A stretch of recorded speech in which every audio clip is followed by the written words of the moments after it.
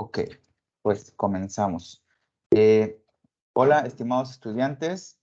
Comienzo con la sesión del día de hoy, miércoles 26 de octubre.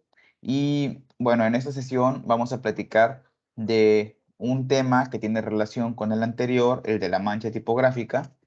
Y es nada más el poder reasentar los conceptos que estuvimos viendo en ese en ese tema. A ver, les voy a compartir mi pantalla.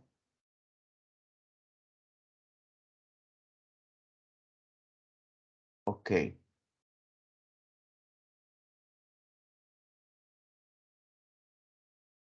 Bueno, este tema es el 4.2, que corresponde todavía a la unidad de la caja tipográfica, y este se llama la caja tipográfica y su importancia en la composición de publicaciones.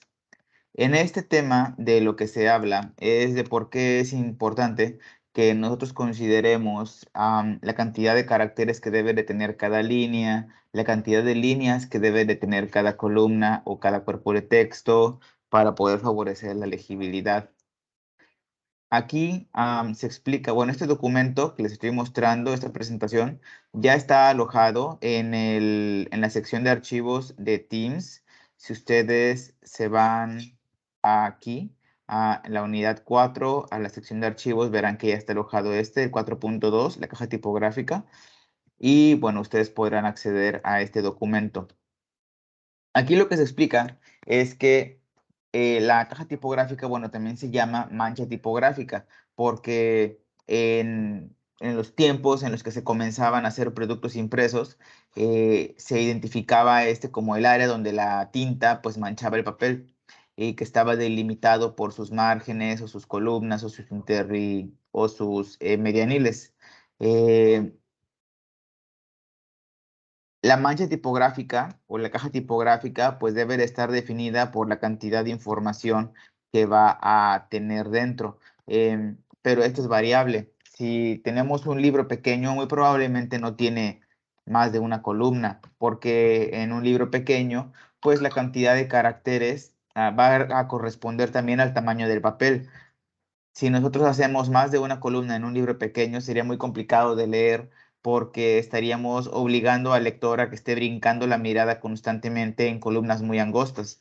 Entonces, un cuerpo de texto de una sola columna en un libro pequeño, pues alcanza muy bien para la cantidad de caracteres reglamentarios que hemos platicado anteriormente, que debería estar entre los 45 y 75 caracteres.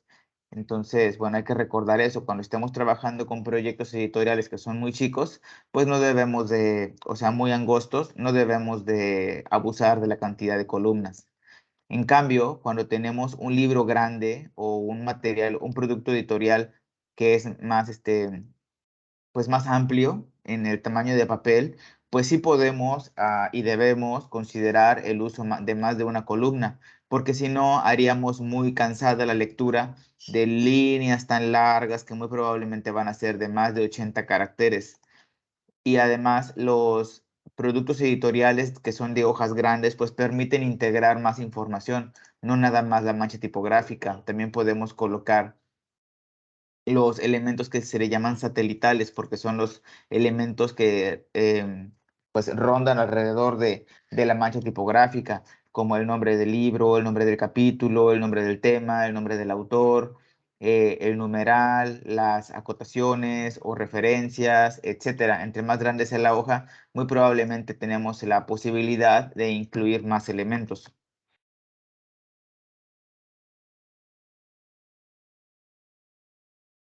En esta otra página de lo que se habla es de la importancia de planear los contenidos, pero basándonos en una estructura que se le llama retícula editorial.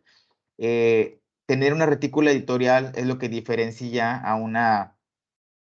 eh, a un producto profesional de uno que no lo es. Y esta se puede planear de diferentes formas. En el capítulo de la próxima sesión, digo, en la sesión del próximo tema, vamos a explicar cuáles son los diferentes retículas editoriales y cómo se forman. Y esas van a poder servir para que ustedes planeen su propia retícula editorial para un proyecto. Ahora, dice que dependiendo del tipo de libro o de revista o de producto editorial, será la complejidad de la retícula editorial. Hay libros que son pues como muy sencillos en la información que se les inserta, como las novelas, porque pues básicamente es una mancha tipográfica de texto y el número de página. En algunas ocasiones se incluye el nombre del libro y el autor en la parte superior como un elemento satelital. Pero hay otros libros que son más complejos, como los libros que son muy técnicos, las revistas, los catálogos.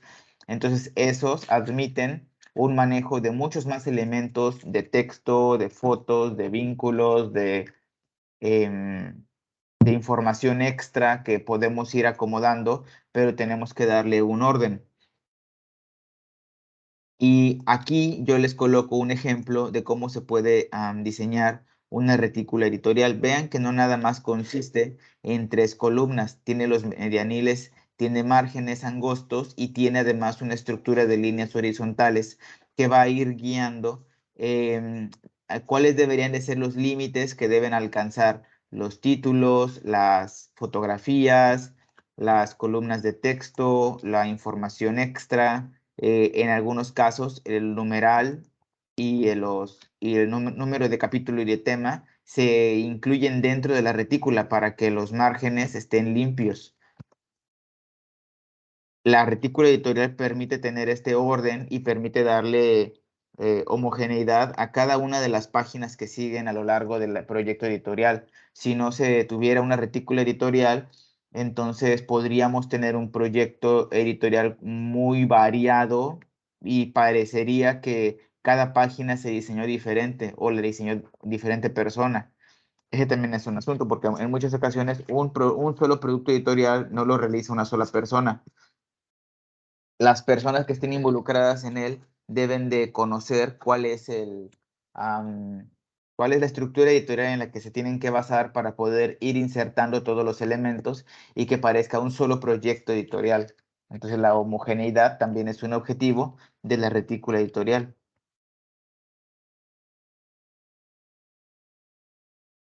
Y por último, de lo que se habla es del ancho y alto de la caja tipográfica. Esto es un asunto que ya platicamos en la clase anterior. Nada más hay que recordar que el tener márgenes y cuidar el ancho y el alto de la mancha tipográfica es lo que nos permite poder leer sin distracciones y de una manera más cómoda y también poder jerarquizar la información, como lo hemos visto en prácticas anteriores. Hay pues ciertos parámetros que debemos de cuidar, como el ancho de la caja tipográfica debe de estar basado en la cantidad de caracteres que le cabe en cada línea. Se recomienda que vaya entre los 45 y 75 caracteres. Aquí recomiendan entre 50 y 70 caracteres. Pero la cantidad de caracteres también depende del ancho de las tipografías, porque nosotros podemos elegir diferentes tipografías para nuestro proyecto. Aquí hay unas comparaciones, todas son tipografías serif, pero vean que algunas son más condensadas que otras, algunas son más amplias y algunas son más negritas que otras. Entonces, dependiendo de la tipografía que nosotros elijamos, vamos a ayudar a favorecer a la legibilidad y evidentemente, entre más condensadas, más tipografías caben por cada línea. Eso pues sería una forma de apoyar a la economía en la impresión, pero también se sacrifica un poco la comodidad en la lectura. Si el libro o la obra va a ser dirigida a un público más adulto, muy probablemente debamos apostar por tipografías más amplias, más visibles, aunque eso implique tener que invertir más en impresiones y en papel. Mismo caso, si el libro va a estar dirigido a niños pequeños, porque ellos necesitan ver con claridad las letras, porque apenas las están aprendiendo y apenas están entendiendo el hábito de la lectura. Para públicos más jóvenes, pues probablemente se le puede dirigir una tipografía más condensada, más pequeña, porque todavía tienen salud en su vista y entonces eso va a permitir que podamos ahorrar en la cantidad de papel en la impresión. Aquí explica que si la línea tiene más de 80 caracteres, entonces se hace demasiado larga y se dificulta la lectura. Entonces, es por eso que cuando la cantidad de caracteres sobrepase los 75, es donde ya se debe de empezar a considerar que debe de manejarse más de una columna. Y entonces de esa manera se podrá distribuir mejor la información. Ahora, también en la cantidad de líneas hay parámetros. Aquí se recomienda que una retícula editorial debe de considerar entre 30 y 40 líneas de altura. ¿Ok? Aquí. Entonces, si nosotros tenemos una hoja, porque a lo mejor el proyecto corresponde a un papel muy grande y en nuestra hoja caben más de 40 líneas, no debemos de pensarlo como que va a ser un ahorro, sino que va a ser demasiado texto para una sola hoja. Y ahí lo que tenemos que hacer es incrementar el espacio entre línea para que no sobrepasemos las 40 líneas y que la lectura todavía pueda ser cómoda. De lo contrario, podremos ver una enorme mancha tipográfica llena de líneas y va nuestra mirada a cansarse y muy probablemente cuando vaya leyendo va a saltar de manera involuntaria a la siguiente línea y nos vamos a perder en la lectura. Por eso es que es importante que las líneas tengan una separación si es que el papel es muy grande y no llenarlo de más de 40 líneas. Aquí entonces lo que explica es que la, la viabilidad de la lectura pues nos va a depender entonces de esos espacios que estamos considerando, de los márgenes, de los medianiles y del espacio entre línea. Aquí sugiere que deberían caber unos 1800 a 2000 caracteres por página y eso va a garantizar la armonía visual. Entonces, esas son pues cifras que deberíamos de mantener en la memoria para cuando estemos desarrollando un producto editorial que no estemos pues violando algunos conceptos que nos van a permitir hacerlo de una manera profesional cuando menos, ¿no? Que no se vea como un producto amateur. Y pues bueno, esos serían los conceptos que habría que recordar. La próxima clase hablaremos de cómo hacer la retícula editorial y sus diferentes formas. Y por ahora no se va a encargar una actividad acerca de este tema. Todavía siguen trabajando con la actividad anterior. Y bueno, espero que la puedan entregar en esta semana para poder calificarla. Si tienen alguna duda acerca de la elaboración de esa actividad, pues recuerden que pueden escribirme al grupo de WhatsApp o al chat de Teams y podremos solucionarlo. Entonces, nos vemos pronto y buen fin de parcial. Bye bye.